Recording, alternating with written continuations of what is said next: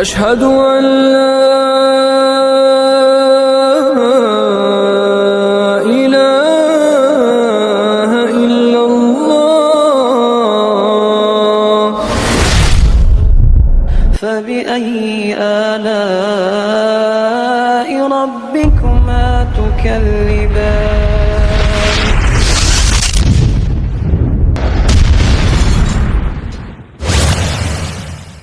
تو تم اپنے پروردگار کی کون کون سی نعمت کو جھٹلاؤ گے؟ السلام علیکم ورحمۃ اللہ وبرکاتہ۔ سب سے پہلے بڑی اپڈیٹ یہ ہے کہ آپ تمام سامعین کو پتہ ہوگا کہ ابھی حال ہی میں مفتی طارق مسعود صاحب نے پہلی مرتبہ بریلوی علماء اکرام کو گستاخی کے الزام پر جواب دیتے ہوئے چشتی رسول اللہ کے کلمے پر اعتراض کیا تھا، تو وہ آخر اسی حوالے سے انجینئر محمد علی مرزا صاحب نے اپنی لیٹسٹ ویڈیو میں اپنا موقف دیا۔ ابھی تیسری ویڈیو بھی آئی ہے اور اس میں انہوں نے ہمارا عقیدہ اڈاپٹ کر دیا ہے، چشتی رسول اللہ دکھا رہے ہیں، اور وہ جو انہوں نے امیج دکھایا نا، وہ امیج میرے ہاتھوں کا بنا ہوا ہے، میں اپنا امیج پہچانتا ہوں۔ وہ جو امیج ہے نا، وہ آپ ہمارا امیج دیکھیں بنا ہوا، جو میں ہر ویڈیو میں ڈسپلے کراتا ہوں، سبا سنابل کا ریفرنس، کیونکہ وہ 2 صفوں پہ تھا تو وہ 2 صفحے میں نے جوڑے تھے، اس پہ ریڈ میں نے وہ ڈبا بنایا ہوا ہے، پھر پیجز کے اوپر بھی وہ ڈبا بنایا ہوا ہے، وہ ایگزیکٹلی وہی پیج ہے انہوں نے یوز کیا ہے، اچھی بات ہے۔ اور والے بھی آنے سرکار تھانوی رسول اللہ بھی دکھا دینا چاہیے، اس لیے کہ دیوبندی بھی ان کے خلاف بنا رہے ہیں نا کلپ۔ صرف بریلویوں کو نہیں چپ کروانا چاہیے تھا، انہیں چاہیے تھا کہ یہ کہتے ہیں کہ بھائی تھانوی رسول اللہ کا بھی تو دفاع کرتے ہو نا، تو میری بھی تعویل قبول کرو۔ لہٰذا یہ آج آ کے جو آپ انجینئر محمد علی مرزا بن رہے ہو اور بزرگوں کی گستاخیاں ہائی لائٹ کر رہے ہو نا، بریلویوں کو دکھا رہے ہو، تو بھائی یہ سارے کام آپ کے بزرگوں نے بھی ڈالے ہوئے ہیں۔ تو آج ضرورت پڑ گئی نا، ہمیں کہتے تھے نا کہ انجینئر صاحب ان موضوعات پہ کیوں بولتے ہیں، تو تم بھی نہ بولو۔ اس کا مطلب ہے کہ اب تمہیں پتا چلا ہے کہ دین کا کام سارے کا سارا کیسے کرنا ہوتا ہے۔ لوگ ہمیں کہتے تھے نا انجینئر صاحب کمرے سے باہر نہیں نکلتے، انجینئر صاحب کو کمرے سے باہر نکلنے کی ضرورت نہیں، انجینئر تھوڑے کریج بڑھ گیا نا نبی صاحب، ہے کوئی نہیں، تیرے بابے تھے شے کوئی نہیں، چیک کر اپنے بچے دا موبائل، نہ نکلا تو پڑھ لیں۔ کوئی کلپ آیا ہوگا ٹک ٹاک دا، کوئی انسٹاگرام تو، کوئی نہ کوئی شے موجود ہوئے گی۔ تو مجھے بڑی خوشی ہوئی مفتی طارق مسعود صاحب نے چشتی رسول اللہ والا واقعہ ڈسکس کیا، وہ ٹاپک جن کے اوپر یہ ہمیں ٹونٹ کیا کرتے تھے، آج وہی ٹاپک ان کے کام آ رہے ہیں، دیکھ لیں۔ اور مجھے یہ بہت پہلے پتا تھا، میں 2009 میں جب دعوت و تبلیغ کا کام میں نے سٹارٹ کیا تو مجھے اندازہ ہو گیا کہ یہ میرے اوپر توہین مذہب کا الزام لگائیں گے۔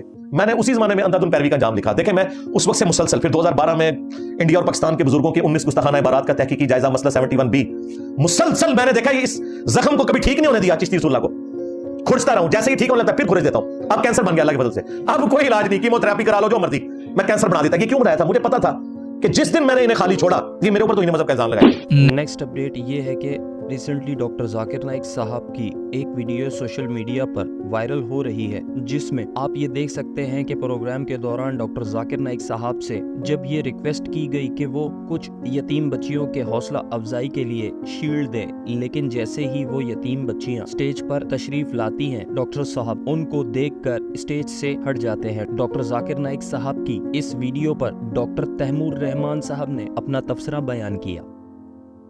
بات جو منظر عام پر آئی وہ اس سے بھی زیادہ دلچسپ تھی، وہ یہ تھی کہ پاکستان کے سویٹ ہوم کے چیئرمین جناب زمرد خان صاحب نے جب یتیم بچیوں کو شیلڈ دینے کے لیے ذاکر نائک صاحب کو سٹیج پر بلایا تو ڈاکٹر ذاکر نائک سٹیج چھوڑ کر چلے گئے، انہوں نے بچیوں کو شیلڈ نہیں دی۔ ان کا یہ کہنا تھا کہ یہ آپ کی بیٹیاں نہیں، زمرد صاحب کو انہوں نے یہ کہا، یہ نامحرم ہیں، اور لہٰذا انہوں نے یہ کہا کہ میں جو ہوں ان کو شیلڈ نہیں دینا چاہتا۔ دوستو میں یہ بات سن کے بڑا ہی حیران و پریشان ہوا، شاید آپ بھی حیران و پریشان ہوئے ہوں گے۔ ایک تو بات یہ کہ یہ یتیم بچیاں تھیں، دوسری بات یہ کہ یہ بالکل ہی بچیاں تھیں۔ اس کا مطلب تو یہ ہوا کہ ذاکر نائک صاحب کا جو اوپینین ہے وہ یہ ہے کہ ان کے ساتھ ہاتھ ملانا تو دور کی بات، ان کے سر پہ ہاتھ رکھنا تو دور کی بات، وہ دور سے ان کو شیلڈ بھی دینا سمجھتے ہیں کہ اسلام کے نقطہ نظر کے خلاف ہے۔ ذاکر نائک صاحب سے کوئی یہ تو نہیں کہہ رہا تھا کہ آپ بچیوں سے ہاتھ ملائیں یا ان کے سر پر ہاتھ پھیریں، ایسی کوئی بات ناٹ ایٹ آل، بلکہ انہوں نے ایک طرف سے شیلڈ پکڑنی تھی، دوسری طرف سے بچیوں نے شیلڈ پکڑ لینی تھی، جیسے کہ اکثر اسکولوں کالجوں وغیرہ کے اندر پاکستان میں ہوتا ہی ہے، اور بچیوں نے خوش ہو جانا تھا۔ ویسے بھی یتیم بچیاں تھیں، اور بچیاں تھیں، کوئی بالغ خواتین بھی نہیں تھیں، چھوٹی چھوٹی بچیاں آپ ویڈیو کے اندر دیکھ سکتے ہیں۔ مگر ڈاکٹر ذاکر نائک کا یہ نقطہ نظر تھا کہ نہیں، یہ نامحرم خواتین ہے اور ان کے ساتھ میرا سٹیج پہ کھڑا ہونا بھی مناسب نہیں ہے، لہٰذا وہ سٹیج چھوڑ کے بھی نیچے آ گئے کہ یہ مناسب بات نہیں ہے۔ پتہ نہیں آپ کو یہ بات درست لگتی ہے یا نہیں، مگر مجھے تو بہرحال یہ بات ایسی لگی کہ یہ کچھ عجیب سی بات تھی، کیونکہ اول تو نامحرم تو اس انسان کے لیے استعمال کیا جاتا ہے جو کہ ایک اڈلٹ ہو، ایک بچے کے لیے، بچی کے لیے یہ الفاظ اکثر و بیشتر استعمال نہیں کیا جاتا، اور نہ یہاں پہ کسی قسم کی کوئی فزیکل کانٹیکٹ کی بات ہو رہی ہے، ہاتھ ملانے کی بات ہو رہی ہے، صرف شیلڈ دینے کی بات ہو رہی ہے جس سے بچیاں بھی خوش ہو جاتی. میرے ذہن میں یہی بات آئی کہ کیا واقعی یہ اسلام کی ترجیحات ہیں؟ نیکسٹ اپڈیٹ یہ ہے کہ آخرکار مفتی طارق مسعود صاحب نے قاری خلیل الرحمان صاحب جو کہ اہل حدیث مکتبہ فکر سے تعلق رکھتے ہیں ان کے حوالے سے ایک کمنٹ کیا، کیونکہ ابھی حال ہی میں جب مفتی صاحب پر گستاخی کا الزام لگایا جا رہا تھا تو اس دوران قاری صاحب نے بیان دیا تھا کہ مفتی صاحب کو چاہیے کہ وہ صرف شادیوں کے حوالے سے بیان کیا کریں، باقی مسائل پر بات کرنا ان کے بس کی بات نہیں ہے. بڑی جرت کی بات، بڑی جرت کی بات. پھر معذرت بھی کر رہے ہیں جب اپنے مولویوں نے کہا نا کہ بھائی یہ تجھ سے غلطی ہوئی ہے، مان لے. خلاصی اسی میں ہے کہ تجھ سے غلطی ہوئی ہے، مان لے. تو پھر بھی دیکھو معذرت کس انداز میں. میرا مقصد یہ نہیں تھا، میرا مقصد یہ نہیں تھا، میں تو یہ کہنا چاہ رہا تھا، میں تو یوں کہنا چاہ رہا تھا. معاذ اللہ میں یہ ایسا کہہ سکتا ہوں کہ نبی سے غلطی ہوئی، فلاں سے غلطی ہوئی. یہ معذرت ہے.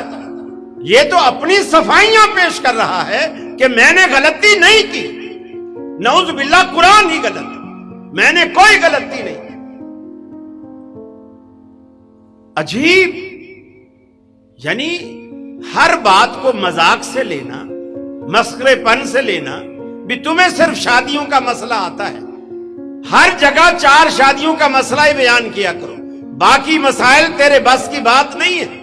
نیکسٹ اپڈیٹ یہ ہے کہ آپ تمام بھائیوں کو پتا ہوگا کہ کچھ عرصہ پہلے کراچی سٹی کورٹ میں ساحل ادیب صاحب کے خلاف نان اویلیبل اریسٹ وارنٹ جاری کیا تھا، کیونکہ ساحل ادیب صاحب پہ یہ الزام تھا کہ انہوں نے سندھی خواتین کے لیے نازیبہ الفاظ استعمال کیے ہیں. اسی حوالے سے 24 سپٹمبر کو ساحل ادیب صاحب کو کورٹ میں پیش ہونا تھا، لیکن وہ خود عدالت نہیں آئے بلکہ ان کی لیگل ٹیم ان کے کیس کو لے کر چل رہی ہے. تو ابھی وہ اسی حوالے سے ساحل ادیم صاحب نے اپنے سوشل میڈیا اکاؤنٹ پہ یہ بتایا کہ وہ اس مہینے اکتوبر اور نومبر کو یورپ اور کینیڈا کے دورے پر ہیں، جہاں پر وہ فلسطین کے حوالے سے بہت سے ایونٹ کرنے والے ہیں. لیکن دوسری طرف ساحل ادیم صاحب کے مخالف وکلا نے ویڈیو میں آخر یہ بیان کیا کہ ساحل ادیم صاحب عدالت میں پیش نہیں ہو رہے. اس وجہ سے ہم نے عدالت سے یہ درخواست کی ہے کہ ساحل ادیم صاحب کے پاسپورٹ کو ریووک کیا جائے تاکہ وہ عدالت میں پیش ہونے کے ڈر سے پاکستان سے باہر بھاگ نہ جائیں.